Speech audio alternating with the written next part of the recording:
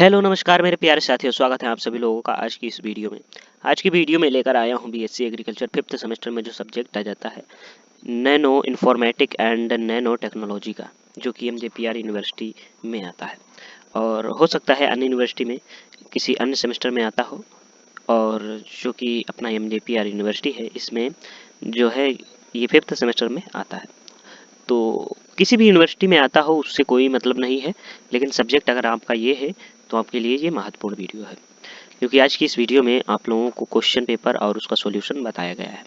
तो आप लोगों ने अगर चैनल को सब्सक्राइब नहीं किया है तो सब्सक्राइब कर लीजिए, जिससे जो भी मैं वीडियो डालूंगा उसकी नोटिफिकेशन आपके पास सबसे पहले पहुंचेगी।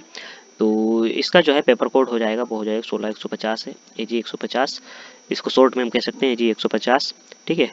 और BSc AG honours 5th semester examination 2023 का है, ठीक है। जियो इन्फॉर्मेटिक एंड नैनो टेक्नोलॉजी का है, जिसमें सबसे पहले सेक्शन ए आ जाता है, जिसके बारे में निर्देश दिए गए हैं, ठीक है। क्या बताया गया है कि निम्नलिखित 5 प्रश्नों में से किन्हीं 3 प्रश्नों के उत्तर दीजिए। प्रत्येक प्रश्न जो है 10 अंक का है और 350 शब्दों में उत्तर देना है। उसके बाद सेक्शन बी आ जाता है। सेक्शन बी में बताया गया है कि निम्नलिखित 7 प्रश्नों के उत्तर दीजिए। 7 प्रश्नों में से किन्हीं 5 प्रश्नों के उत्तर देने हैं, जो कि प्रत्येक प्रश्न जो है 5 अंक का है और अधिकतम शब्द सीमा जो है 150 शब्द है। फिर उसके बाद सेक्शन सी आ जाता है। सेक्शन सी में बताया गया है कि सभी 5 प्रश्नों के उत्तर दीजिए। प्रत्येक प्रश्न 2 अंक का है और 50 शब्दों से अधिक उत्तर ना हो। फिर उसके बाद देख लेते हैं, अपने उत्तर पर चलते हैं।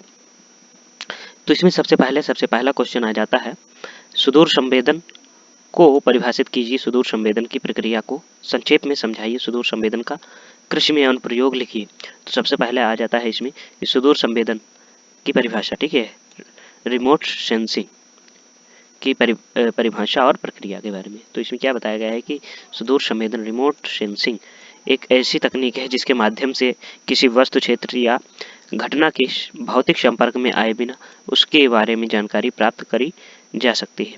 यह कार्य मुख्य रूप से उपग्रहों या विमानों पर लगे सेंसरों की मदद से परिवर्तित या उत्सर्जित ऊर्जा विद्युत चुंबकीय विकिरण को मापकर किया जाता है।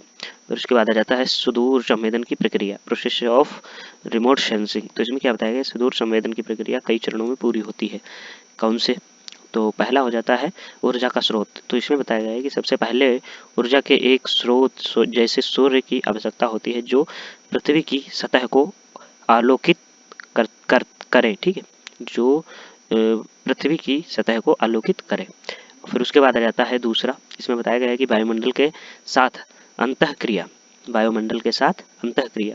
तो इसमें क्या बताया गया है कि ऊर्जा स्रोत से निकलकर तरंगे वायुमंडल से होकर गुजरती है। और फिर बताया गया है लक्ष्य के साथ अंतःक्रियाएं, लक्ष्य के साथ अंतःक्रियाएं। तो इसमें क्या बताया गया है कि जब ऊर्जा पृथ्वी की सतह पर किसी वस्तु जैसे फसल, मिट्टी, पानी से टकराती है तो वह वस्तु के गुणों के आधार पर परिवर्तित, रिफ्लेक्ट या अवशोषित होती है। फिर उसके बाद बताया गया है कि सेंसर द्वारा डेटा रिकॉर्डिंग। तो ये कैसे होता है कि उपग्रह पर लगे सेंसर इस परावर्तित ऊर्जा को इकट्ठा करता है। फिर उसके बाद बताया गया है कि पारेषण और प्रसंस्करण। इसमें बताया गया है कि सेंसर द्वारा प्राप्त डेटा को पृथ्वी पर स्थित स्टेशनों पर भेजता है और जहां इसे डिजिटल इमेज चित्रों में बदला जाता है। फिर उसके बाद व्याख्या के बारे में बताया गया है। इसमें व्याख्या और विश्लेषण में क्या बताया गया है कि अंत में विशेषज्ञ इन चित्रों का विश्लेषण कर उपयोग जानकारी निकालते हैं। फिर उसके बाद आ जाता है कृषि में सुदूर संवेदन के अनुप्रयोग। तो इसके अनुप्रयोग में क्या बताया गया है कि एप्लीकेशंस इन एग्रीकल्चर। तो इसमें बताया गया कि कृषि क्षेत्र में सुदूर संवेदन एक क्रांतिकारी भूमिका निभा रहा है। इसके मुख्य अनुप्रयोग निम्नलिखित हैं। तो कौन से हैं? पहला आ जाता है फसल उत्पादन का अनुमान। तो इसमें बताया गया है कि उपग्रह चित्रों के माध्यम से बुवाई के क्षेत्र का सटीक आकलन किया जाता है, जिससे फसल कटाई से पहले ही कुल उत्पादन का अनुमान लगाया जा सकता है। फिर उसके बाद आ जाता है फसल स्वास्थ्य की निगरानी। तो इसमें बताया गया है कि सेंसर यह पहचान सकते हैं कि फसल स्वस्थ है या उसे बीमारी, कीट या पोषक तत्वों की कमी है। इससे किसान समय पर उपचार कर सकते हैं। फिर उसके बाद बताया गया है कि सटीक खेती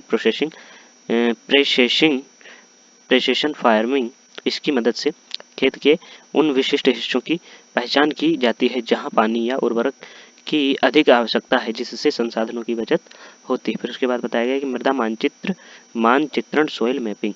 तो इसमें क्या बताया गया है कि मिट्टी की नमी, प्रकार और उर्वरता के बारे में डेटा प्राप्त कर बेहतर फसल चयन में मदद मिलती है। फिर उसके बाद बताया गया कि सूखा और बाढ़ का आकलन। तो इसमें क्या बताया गया कि प्राकृतिक आपदाओं के दौरान फसलों को हुए नुकसान का तेजी से आकलन करने में यह तकनीक बेहद प्रभावी है। फिर उसके बाद बताया गया कि शस्य प्रबंधन, क्रॉप मैनेजमेंट। तो इसमें क्या बताया गया है कि फसल के चरणों बढ़ने से लेकर पकने तक की निरंतर निगरानी संभव होती है। फिर उसके बाद निष्कर्ष में क्या बताया गया कि सुदूर संवेदन न केवल कृषि उत्पादकता बढ़ाने में सहायक है, बल्कि यह खाद्य सुरक्षा सुनिश्चित करने और संसाधनों के अनुकूलतम उपयोग में भी महत्वपूर्ण भूमिका निभाती है। फिर उसके बाद आ जाता है दूसरा क्वेश्चन हमारा। इसमें बताया गया है कि विश्वव्यापी स्थिति निर्धारण प्रणाली जीपीएस क्या है। जीपीएस के विभिन्न अवयवों का वर्णन कीजिए। ठीक है, तो जीपीएस क्या है और इसके विभिन्न अवयवों का वर्णन करना है। इसमें बताया गया है कि ग्लोबल पोजिशनिंग सिस्टम अर्थ और उसके अवयव। तो इसके बारे में क्या बताया गया है कि ग्लोबल पोजिशनिंग सिस्टम जीपीएस, जिसे हिंदी में विश्वव्यापी स्थिति निर्धारण प्रणाली कहा जाता है, एक उपग्रह आधारित नेविगेशन प्रणाली है। इसका मुख्य कार्य पृथ्वी पर किसी भी स्थान की सटीक स्थिति, अक्षांश, देशांतर और ऊंचाई और समय की जानकारी प्रदान करना है। फिर उसके बाद आ जाता है मूल रूप से इसे अमेरिकी रक्षा विभाग द्वारा सैन्य उद्देश्यों के लिए विकसित किया गया और थालेकिन वर्तमान में यह नेविगेशन, मैपिंग और समय मापन के लिए दुनिया भर में आम नागरिकों के लिए भी उपलब्ध है। फिर उसके बाद आ जाता है जीपीएस के विभिन्न अवयव।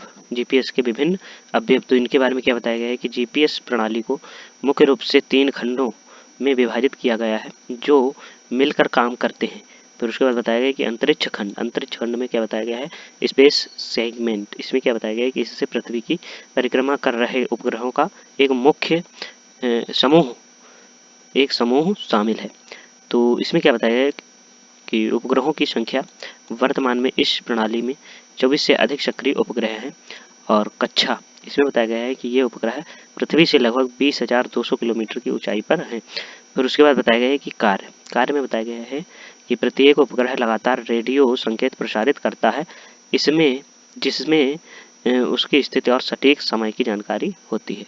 फिर उसके बाद नियंत्रण में बताया गया है, नियंत्रण खंड, कंट्रोल सेगमेंट में बताया गया है कि यह खंड पृथ्वी पर स्थित स्टेशनों का एक जाल है जो उपग्रहों के संचालन की देखरेख करता है। इसमें शामिल है मास्टर कंट्रोल स्टेशन और मॉनिटर स्टेशन और ग्राउंड एंटीना। तो पहला आ जाता है इसमें मास्टर कंट्रोल स्टेशन में क्या बताया गया है कि यह उपग्रहों के डेटा को विश्लेषण करता है और सुधार निर्देश भेजता है। फिर मॉनिटर स्टेशन में क्या बताया गया है कि ये दुनिया भर में फैले हुए हैं और लगातार उपग्रहों के संकेतों को ट्रैक करते हैं ताकि उनकी सटीकता बनी रहे। फिर ग्राउंड एंटीना में क्या बताया गया है कि इनका उपयोग उपग्रहों को कमांड भेजने और उनके डेटा प्राप्त करने के लिए किया जाता है। फिर उसके बाद आ जाता है उपयोगकर्ता खंड, यूजर सेगमेंट। इसमें क्या बताया गया है कि इसमें वे सभी उपकरण शामिल हैं जो उपग्रहों से संकेत प्राप्त करते हैं, जिसमें आ जाता है रिसीवर प्रक्रिया।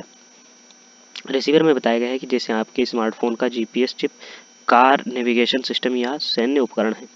और प्रक्रिया में आ जाता है रिसीवर कम से कम 4 उपग्रहों से संकेत प्राप्त करता है और ट्रायलिटरेशन तकनीक का उपयोग करके उपयोगकर्ता की सटीक स्थिति और गति की गणना करता है। फिर उसके बाद आ जाता है निष्कर्ष में बताया गया है कि जीपीएस आज के आधुनिक युग की एक अनिवार्य तकनीक बन गई है जो परिवहन, कृषि, आपदा प्रबंधन और हमारे दैनिक जीवन के नेविगेशन को सरल बनाती है। फिर उसके बाद आ जाता है तीसरा क्वेश्चन। इसमें बताया गया है कि भू सूचना विज्ञान को परिभाषित कीजिए और भू सूचना विज्ञान की विभिन्न तकनीकों को उनका परिशुद्ध कृषि में उपयोग का वर्णन कीजिए। तो इसमें आ जाता है कि भू सूचना विज्ञान, जियो इन्फॉर्मेटिक्स को जो है परिभाषा एवं तकनीकें, इसकी परिभाषा और तकनीक के बारे में वर्णन किया गया है। इसमें क्या बताया गया है कि भू सूचना विज्ञान, जियो इन्फॉर्मेटिक्स वह विज्ञान और तकनीक है जो पृथ्वी की सतह से संबंधित सूचनाओं, जियो स्पेटियल डाटा को एकत्रित करने तथा उनका विश्लेषण करने, उनके संग्रहित करने और प्रदर्शित करने का कार्य करता है। सरल शब्दों में यह भूगोल और सूचना प्रौद्योगिकी आईटी का एक संगम है जो हमें क्या चीज़ कहाँ स्थित है और समय के साथ उनमें क्या बदलाव आ रहे हैं समझने में मदद करता है। फिर उसके बाद आ जाता है भू सूचना विज्ञान की प्रमुख तकनीकें, टेक्निक्स ऑफ जियो इन्फॉर्मेटिक्स। इसमें क्या बताया गया कि भू सूचना विज्ञान मुख्य रूप से 3 स्तंभों पर टिका हुआ है। कौन से मुख्य 3 स्तंभों पर? सुदूर संवेदन, रिमोट सेंसिंग और भौगोलिक सूचना प्रणाली, जियोग्राफिक इंफॉर्मेटिक्स सिस्टम और ग्लोबल पोजिशनिंग सिस्टम जीपीएस।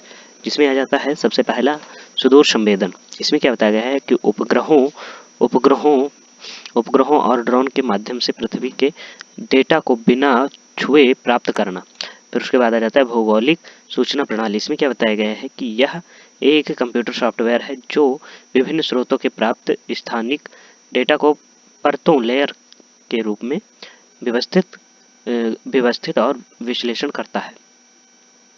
फिर उसके बाद आ जाता है ग्लोबल पोजिशनिंग सिस्टम। इसमें क्या बताया गया है कि यह पृथ्वी पर किसी भी वस्तु की सटीक भौगोलिक स्थित स्थान प्रदान करता है।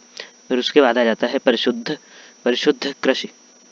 ठीक है, परिशुद्ध कृषि में इनका उपयोग। तो इसमें क्या उपयोग है?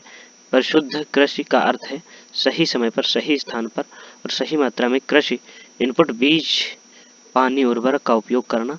भू सूचना विज्ञान इसमें निम्न प्रकार से सहायता करता है। कैसे? परिवर्तनशील दर तकनीक, बीआरटी, जीआईएस और जीपीएस के उपयोग से खेत के नक्शे तैयार किए जाते हैं। इससे यह पता चलता है कि खेत के किस हिस्से में खाद की अधिक जरूरत है और कहाँ कम। ट्रैक्टर में लगे स्वचालित मशीनें उसी के अनुसार खाद का छिड़काव करती हैं। फिर उसके बाद आ जाता है ड्रोन आधारित निगरानी। तो इसमें क्या बताया गया है कि सुदूर संवेदन तकनीक के माध्यम से ड्रोन खेतों के ऊपर उड़कर पौधों के स्वास्थ्य और कीटों के हमले और जलभराव की स्थिति का तत्काल डेटा प्रदान करते हैं। फिर उसके बाद आ जाता है फसल उपज मानचित्र। तो इसमें क्या बताया गया है कि जीपीएस से लेस हार्वेस्टर कटाई के समय ही यह बता देते हैं कि खेत के किस हिस्से में कितनी उपज प्राप्त हुई है, जिससे भविष्य के लिए योजना बनाना आसान होता है। फिर उसके बाद बताया गया है कि संसाधन प्रबंधन। इसमें क्या बताया गया है कि मिट्टी की नमी और पोषक तत्वों के डेटा का विश्लेषण कर केवल आवश्यकता वाले क्षेत्रों में ही सिंचाई और कीटनाशक का उपयोग किया जाता है, जिससे लागत घटती है और पर्यावरण की सुरक्षा होती है। फिर इसके निष्कर्ष में बताया गया है कि भू सूचना विज्ञान परिशुद्ध कृषि की रीढ़ है। यह पारंपरिक खेती को विज्ञान और डेटा आधारित कृषि में बदलकर किसानों की आय बढ़ाने और सतत विकास को बढ़ावा देने में सहायक होती है। फिर उसके बाद आ जाता है अगला क्वेश्चन हमारा। इसमें बताया गया है कि STCR क्या है, इसके उद्देश्यों को लिखिए। परिशुद्ध खेती के लिए STCR का दृष्टिकोण व्यक्त कीजिए।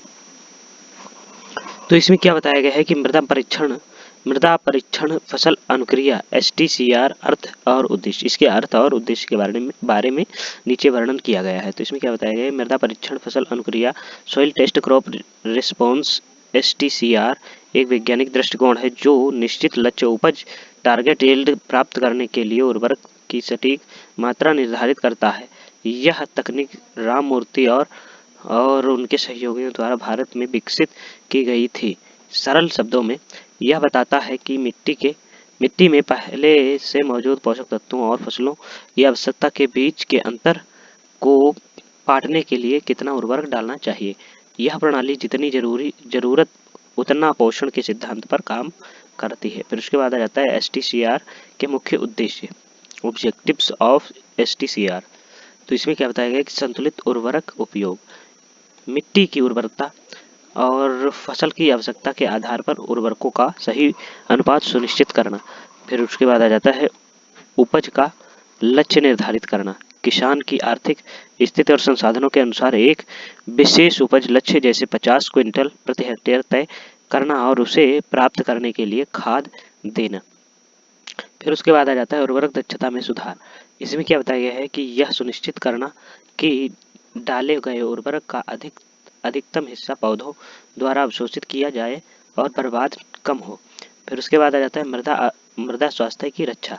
अंधाधुंध रासायनिक उर्वरकों के प्रयोग को रोककर मिट्टी की जैविक और भौतिक गुणवत्ता को बनाए रखना। और फिर आ जाता है लागत में कमी। अब अनावश्यक खाद के खर्च को कम करके खेती को जो है लाभदायक बनाना। फिर उसके बाद आ जाता है परिशुद्ध खेती प्रिसिशन एग्रीकल्चर के लिए STCR का दृष्टिकोण। तो इसमें क्या बताया गया है, परिशुद्ध खेती में STCR एक महत्वपूर्ण कड़ी के रूप में कार्य करता है, क्योंकि यह डेटा आधारित निर्णय लेने में मदद करता है और इसका दृष्टिकोण निम्नलिखित चरणों पर आधारित है, जिसमें आ जाता है पहला विशिष्ट पोषक तत्व प्रबंधन SSNM, जिसमें आ जाता है परिशुद्ध खेती का लक्ष्य खेत के हर हिस्से की विशिष्ट आवश्यकता को समझना। STCR गणितीय समीकरणों का उपयोग करता है। ये समीकरण मिट्टी के परीक्षण, मान, उर्वरक की दक्षता और फसल द्वारा पोषक तत्वों की निकासी को ध्यान में रखते हैं। फिर उसके बाद आ जाता है गणितीय समीकरण का उपयोग। तो गणितीय समीकरण के उपयोग में क्या बताया गया, STCR एक विशेष फार्मूला का उपयोग करता है, जैसे F = A-T-B-S। यहाँ F उर्वरक की मात्रा, T लक्ष्य उपज और S मिट्टी का परीक्षण मान और A और B स्थिरांक है। यह सूत्र परिशुद्ध खेती के लिए सॉफ्टवेयर में फीड किया जाता है। फिर उसके बाद आ जाता है संसाधन अनुकूलन, जिसमें बताया गया है कि GPS और GIS के साथ मिलकर STCR तकनीक यह सुनिश्चित करती है कि variable rate applicator VRT machine केवल उसी स्थान पर खाद डाले जहां कमी है। फिर उसके बाद बताया गया है कि पर्यावरणीय स्थिरता।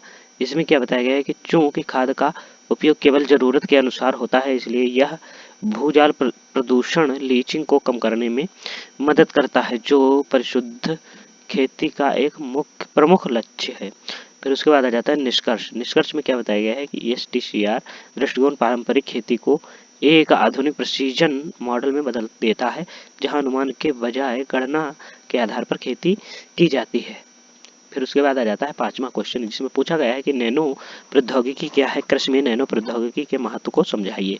तो इसमें क्या बताया गया है कि नैनो प्रौद्योगिकी, नैनो टेक्नोलॉजी परिभाषा एवं कृषि में महत्व। तो इसकी दोनों चीज़ों के बारे में बताया गया है कि नैनो प्रौद्योगिकी विज्ञान और इंजीनियरिंग की वह शाखा है जिसके अंतर्गत पदार्थों को नैनो स्केल 1 से 100 नैनोमीटर पर समझा हेरफेर और नियंत्रित किया जाता है। एक नैनोमीटर एक टेक्स्ट NM मीटर का एक अरबम्बा हिस्सा होता है। इस सूक्ष्म स्तर पर पदार्थों के भौतिक, रासायनिक और जैविक गुण बदल जाते हैं, जिससे वे सामान्य आकार की तुलना में अधिक क्रिया मजबूत और प्रभावी हो जाते हैं।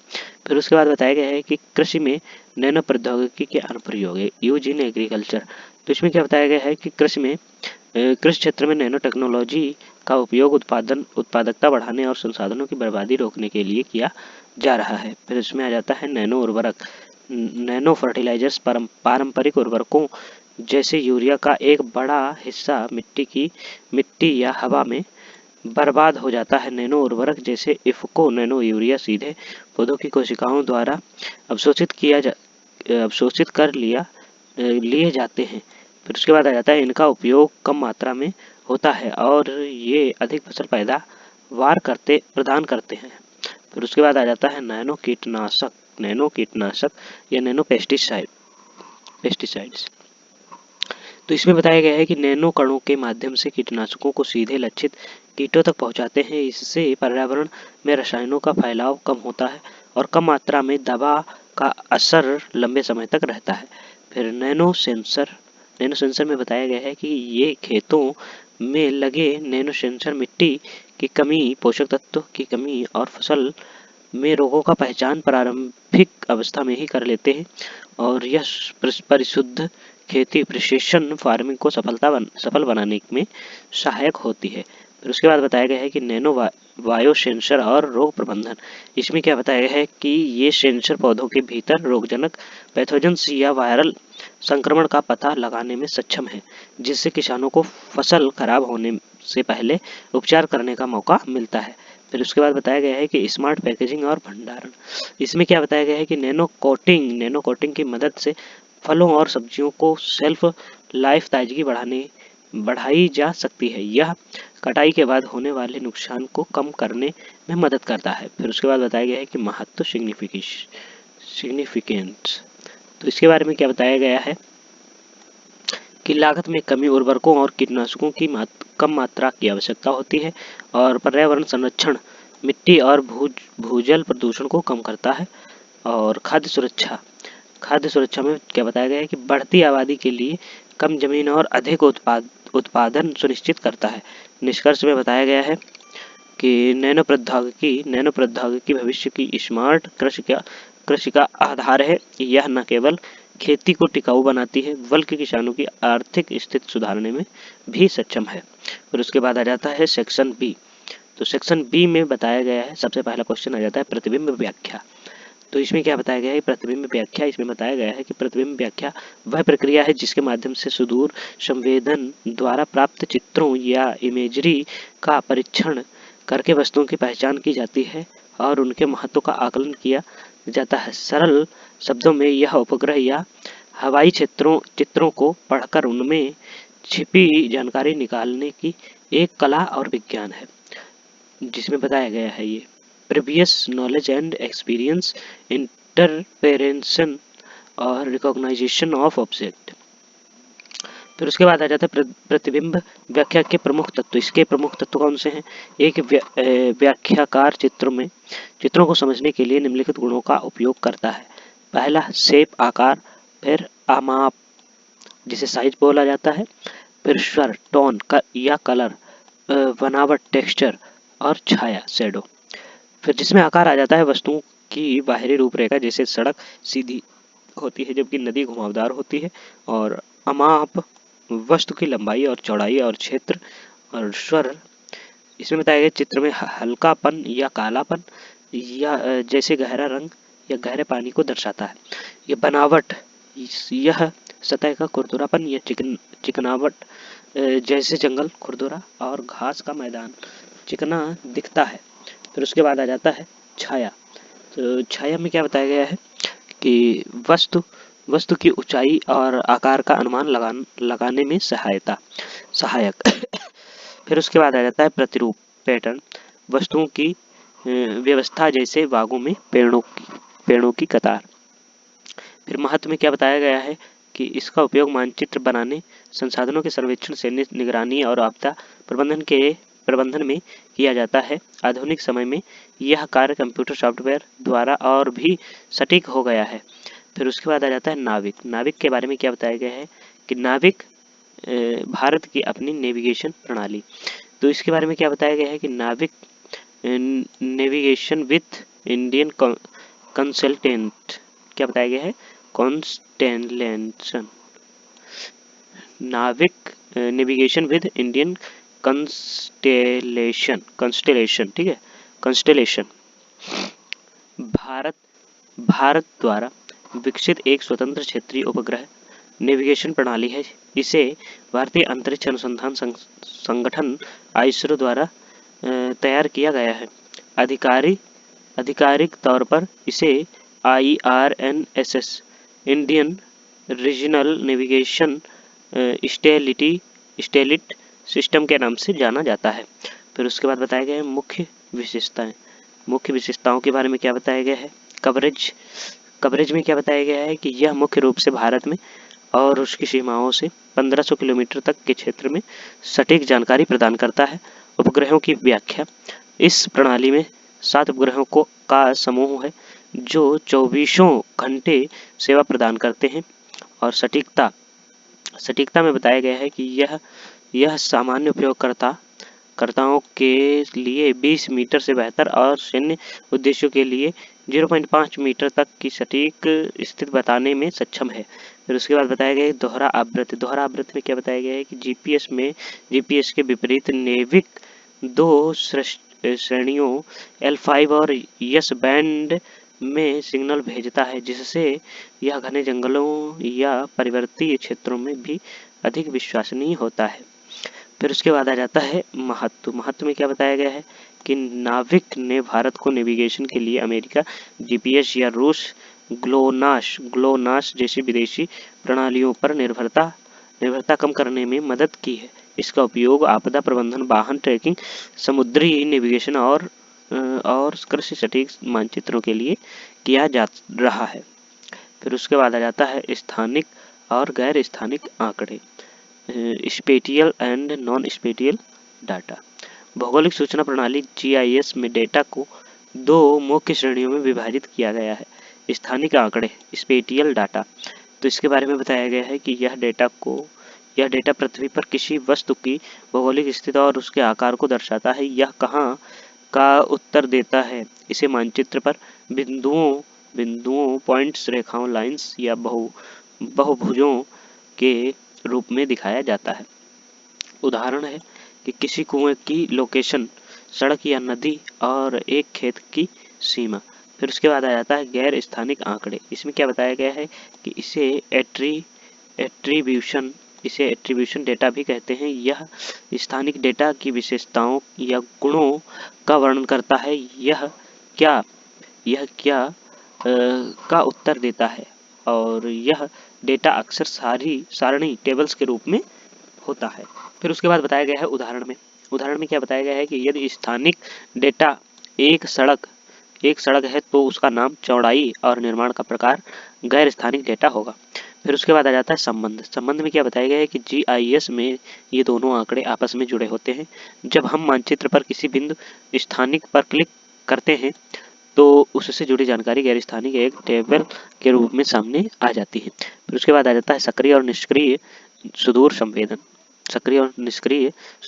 इसमें क्या बताया गया है, सुदूर संवेदन और ऊर्जा के स्रोत के आधार पर दो मुख्य श्रेणियों में बांटा गया है। कौन सी? सक्रिय सुदूर संवेदन और निष्क्रिय सुदूर संवेदन। तो इसमें क्या बताया गया है कि इस प्रणाली में सेंसर के पास स्वयं का ऊर्जा स्रोत होता है। यह सेंसर पहले लक्ष्य की और विद्युत चुंबकीय विकिरण जैसे माइक्रोवेव उत्सर्जन करता है और फिर उससे टकराकर वापस आने वाले परिवर्तित संकेतों को रिकॉर्ड करता है। फिर उसके बाद आ जाता है विशेषता। यह दिन और रात दोनों समय काम कर सकता है, क्योंकि यह सूर्य के प्रकाश पर निर्भर नहीं करता है। यह बादलों और धुंध के पार भी देख सकता है। फिर उसके बाद आ जाता है उदाहरण में पूछा गया है कि राडार और लीडर। फिर उसके बाद आ जाता है दूसरा, जिसमें निष्क्रिय सुदूर संवेदन के बारे में क्या बताया गया है कि यह प्रणाली प्राकृतिक ऊर्जा स्रोत मुख्यतः सूर्य के प्रकाश पर निर्भर करती है। यह उन संकेतों को रिकॉर्ड करती है जो सूर्य से आने के बाद पृथ्वी की सतह से परिवर्तित होते हैं या वस्तुओं द्वारा गर्मी के रूप में उत्सर्जित किए जाते हैं। फिर उसके बाद विशेषता में क्या बताया गया है कि यह केवल दिन के समय दृश्य प्रकाश के लिए या थर्मल उत्सर्जन रात में भी के लिए प्रभावी होता है। बादलों की उपस्थिति में यह डेटा स्पष्ट नहीं दे पाता। फिर उसके बाद बताया गया है उदाहरण, सामान्य कैमरा और लैंडसेट और रिसोर्सेट के ऑप्टिकल सेंसर। फिर मुख्य अंतर में क्या बताया गया है कि विशेषता, सक्रिय सुदूर संवेदन, निष्क्रिय सुदूर संवेदन, ऊर्जा स्रोत स्वयं का, इंटरनल बाहरी सूर्य का प्रकाश, समय, दिन और रात दोनों मुख्य रूप से दिन मौसम का प्रभाव और बादलों को भेद सकता है, बादलों से बाधित होता है। फिर उसके बाद आ जाता है मृदा मानचित्र। इसमें क्या बताया गया है कि मृदा मानचित्र में सॉइल मैपिंग में मृदा मानचित्र वह प्रक्रिया है जिसके माध्यम से किसी विशेष क्षेत्र की मिट्टी के प्रकार, उसके गुणों जैसे बनावट, उर्वरता, नमी और वितरण को पहचाना जाता है और उसे एक नक्शे पर प्रदर्शित किया जाता है। यह कृषि और भूमि प्रबंधन के लिए एक अत्यंत महत्वपूर्ण उपकरण है। फिर मृदा मानचित्र की प्रक्रिया में बताया गया है कि सर्वेक्षण पारंपरिक विधि में मिट्टी के नमूने लेकर प्रयोगशाला में जांच की जाती है। आधुनिक विधि में सुदूर संवेदन, रिमोट सेंसिंग और ड्रोन का उपयोग होता है। फिर उसके बाद बताया गया है डेटा विश्लेषण। इसमें क्या बताया गया है कि मिट्टी की लवणता, नमी और पोषक तत्वों के डेटा का विश्लेषण किया जाता है। फिर डिजिटलीकरण में क्या बताया गया है, डिजिटलीकरण में बताया गया है कि GIS सॉफ्टवेयर की मदद से मिट्टी की विभिन्न परतों का डिजिटल नक्शा तैयार किया जाता है। फिर उसके बाद बताया गया है कृषि में महत्व में क्या बताया गया है कि उपयुक्त फसल चयन। इसमें बताया गया है कि किसान यह जान सकते हैं कि उनकी मिट्टी के लिए कौन सी फसल सबसे अच्छी है। फिर उसके बाद बताया गया है उर्वरक प्रबंधन। मिट्टी की कमी के अनुसार ही खाद का प्रयोग किया जाता है, जिससे लागत कम होती है। फिर मृदा संरक्षण में बताया गया है कि यह मिट्टी कटाव वाले क्षेत्रों की पहचान करने और उन्हें बचाने में मदद करता है। फिर निष्कर्ष में बताया गया है कि मृदा मानचित्रण परिशुद्ध कृषि प्रशिक्षण एग्रीकल्चर का आधार है, क्योंकि इसके बिना मिट्टी की विशिष्ट आवश्यकताओं को समझना असंभव है। फिर उसके बाद बताया गया है कि मानचित्र मैपिंग। इसमें क्या बताया गया है कि मानचित्र पैमाना है। मानचित्र पर किन्हीं दो बिंदुओं के बीच की दूरी और इस पृथ्वी की सतह पर उन्हीं दो बिंदुओं के बीच की वास्तविक दूरी के अनुपात को कहते हैं। चूंकि पूरी पृथ्वी को उसके वास्तविक आकार में कागज पर दिखाना असंभव है, इसलिए उसे एक निश्चित अनुपात में छोटा किया जाता है। फिर उसमें बताया गया है कि पैमाने को व्यक्त करने के तरीके। जिसमें बताया गया है पहला आ जाता है कथनात्मक पैमाना, स्टेटमेंट स्केल।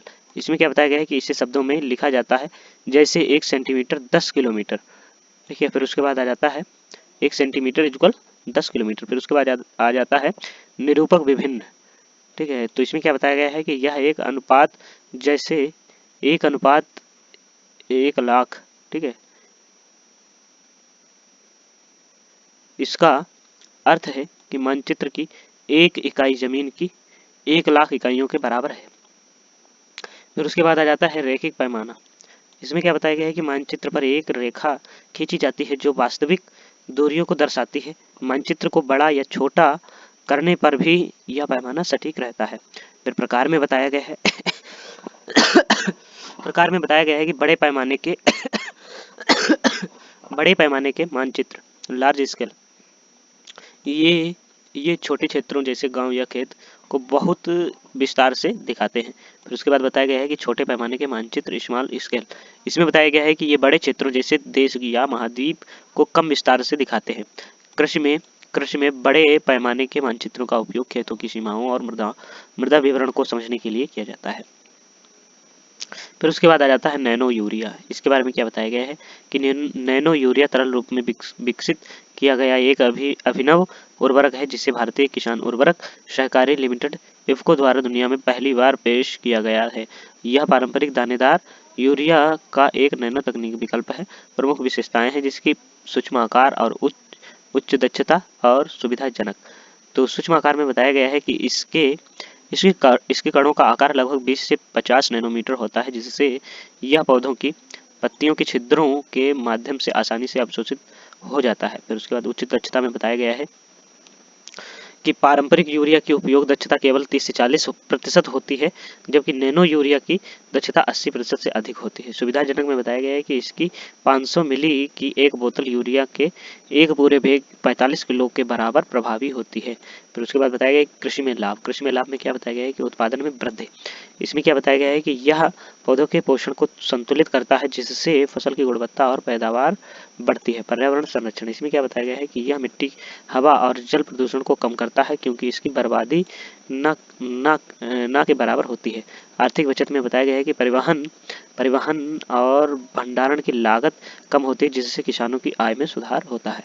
फिर उपयोग विधि में बताया गया है कि इसे मिट्टी में डालने के बजाय पानी में मिलाकर पौधों की पत्तियों का छिड़काव, फोलियर स्प्रे किया जाता है। फिर उसके बाद आ जाता है भारतीय अंतरिक्ष अनुसंधान संगठन इसरो के संस्थापक कौन है। तो इसरो के संस्थापक कौन है? भारतीय अंतरिक्ष अनुसंधान संगठन के संस्थापक डॉक्टर विक्रम अम्बालाल साराभाई है। ठीक है, डॉक्टर अम्बालाल साराभाई हैं। इन्हें भारतीय अंतरिक्ष कार्यक्रम का जनक भी माना जाता है। उन्होंने 15 अगस्त 1969 को इसरो की स्थापना की और भारत जैसे विकासशील देश के लिए अंतरिक्ष प्रौद्योगिकी की आवश्यकता पर बल दिया। फिर उसके बाद बताया गया है कि दृश्य प्रकाश की तरंगदैर्ध्य सीमा क्या है। दृश्य प्रकाश विजुअल लाइट विद्युत चुम्बकीय स्पेक्ट्रम का वह हिस्सा है जिसे मानव आंखें देख सकती हैं, और इसकी तरंगदैर्ध्य सीमा लगभग 380 नैनोमीटर से 750 नैनोमीटर के बीच होती है। फिर बताया गया है कि इसमें बैगनी रंग की तरंग दैर्ध्य सबसे छोटी 380 नैनोमीटर और लाल रंग की सबसे लंबी 750 नैनोमीटर होती है। सुदूर संवेदन में इसकी श्रेणी का उपयोग पृथ्वी की सतह की स्पष्ट तस्वीरें लेने के लिए किया गया है या किया जाता है। फिर उसके बाद आ जाता है पृथ्वी के प्राकृतिक उपग्रह का नाम लिखिए। पृथ्वी का एकमात्र प्राकृतिक उपग्रह चंद्रमा मून है। यह सौर मंडल का 5वां सबसे बड़ा प्राकृतिक उपग्रह है और पृथ्वी से इसकी औसत दूरी लगभग 3,84,400 किलोमीटर है। चंद्रमा पृथ्वी की परिक्रमा और अपनी धुरी पर घूर्णन लगभग 27.3 दिनों में पूरा करता है। फिर उसके बाद आ जाता है GIS का पूर्ण रूप लिखिए। GIS का पूर्ण रूप क्या है? तो GIS का पूर्ण रूप है जियोग्राफिकल इंफॉर्मेशन सिस्टम है, जिसे हिंदी में भौगोलिक सूचना प्रणाली कहा जाता है। फिर उसके बाद बताया गया है कि यह एक कंप्यूटर आधारित प्रणाली है जिसका उपयोग भौगोलिक डेटा को कैप्चर करने, संग्रहित करने, विश्लेषण करने और मानचित्र के रूप में प्रदर्शित करने के लिए किया जाता है। फिर वहीं आ जाता है ELF का पूर्ण रूप एक्सट्रीमली लो फ्रिक्वेंसी, अत्यंत न्यून आवृत्ति है। यह विद्युत चुंबकीय विकिरण की एक श्रेणी है। फिर उसके बाद आ जाता है नैनो कणों का आकार। इसमें बताया गया है कि नैनो कणों का आकार 1 से 100 नैनोमीटर के बीच होता है और तुलना के लिए 1 नैनोमीटर 1 मीटर का 1 अरबवां हिस्सा होता है और इस सूक्ष्म स्तर पर पदार्थों के भौतिक और रासायनिक गुण बदल जाते हैं जिससे वे अधिक प्रभावी हो जाते हैं। तो आप सभी ने ये वीडियो देखी यहाँ तक, उसके लिए बहुत बहुत धन्यवाद। और आप लोगों को ये वीडियो कैसा लगा है कमेंट बॉक्स में ज़रूर बताइए और चैनल को अभी तक सब्सक्राइब नहीं किया है तो सब्सक्राइब कर लीजिए, जिससे जो भी मैं वीडियो डालूंगा उसकी नोटिफिकेशन आपके पास सबसे पहले पहुँचेगी। तो मिलते हैं किसी नेक्स्ट वीडियो में, तब तक के लिए जय हिंद, जय भारत, राम राम।